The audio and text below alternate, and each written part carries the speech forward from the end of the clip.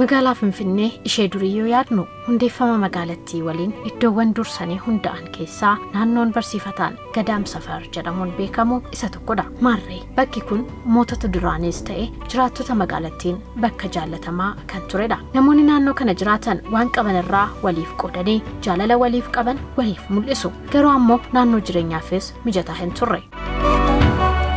Finfinneen hojii maqaa isheetiin walgitu tokko jettee yeroo eegaltu manneen jireenyaa kabaja lammiilee isheetiin walgitu ijaaruun lammiilee isheetiif kennuun eegalte. Hojiin ajaa'ibsiisaa magaalattii itti fufee waxabajjii 15 bara 2018 carraan naannoo Gadam Safar irra bu'e. Yaadamni manneen jireenyaa jiraattota naannichaa haala bareedaa ta'een ijaaruun naannoodhuma sana akka jiraataniif bulchiinsi magaalaa murteesse. Ji'a tokko duras kantiibaan magaalaa Finfinnee Aadde Adaanech Abeebee kutaa magaalaa Araadaa bakkoonnatti mandarichi argamuun hojii kanas eegalchiisaniiru. Ijaarsi kunis lafa kaarree meetira 20,000 irratti kan eegalame yoo ta'u gamoowwan 17 of keessatti kan qabatedha. Ijaarsi kun ji'oota muraasa keessatti akka xumuramuus jalqabbii isaa irratti ibsameera. Adeemsi isaa ofii maal fakkaata laata?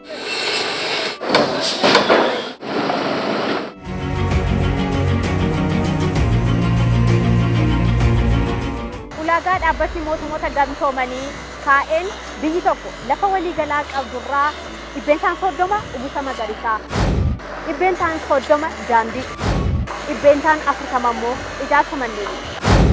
Magaalaan Finfinnee kanuma giddu galeeffachuun dhimma ashaaraa magariisaa irratti, dhimma daandii irratti akkasumas ijaarsa manneenii irratti haala gaarii ta'een hojjetaati kan jiru.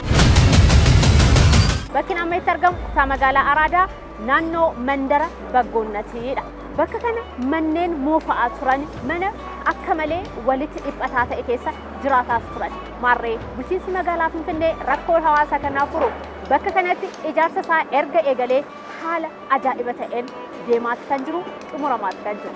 Hojjettoonni bakka kanaa hojii isaanii hojjetaa jiru. Akkasumas gaggeessitoonni ijaarsa gamoo kanaas bakkuma kanatti sa'aatii 24 argamanii hojjetaati kan jiran. Injiinar Girummaa Taamiraat jedhama. Resident Engineer AK Consulting and Construction. Projektii qabne kana feesota sadiitti addaan kukkune jalqabne irra.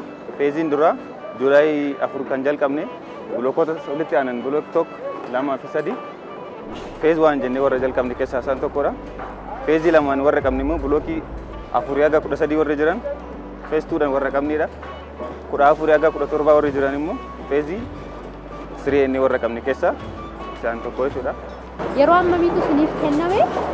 Isinoo yeroo ammamii keessatti xumuruuf hojjetaa turte? Iskeejuuliin nuuf gama bulchiinsa magaalaatiin nu laatame ji'a 2 keessatti xumuree akka baanudha.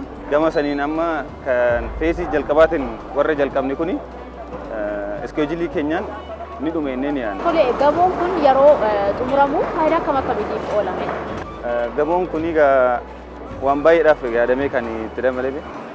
Especially Floroorni lamaan walitti aananii jiran kuni Florooriin tokkoffaaf lammaffaan commercialidha. Maal jechuudha? Namoonni as bira ka'an suni namoonni warri asitti suuqii qaban namni jiru. Kanaaf isaan illee iddoo hojii irraa akka argatan.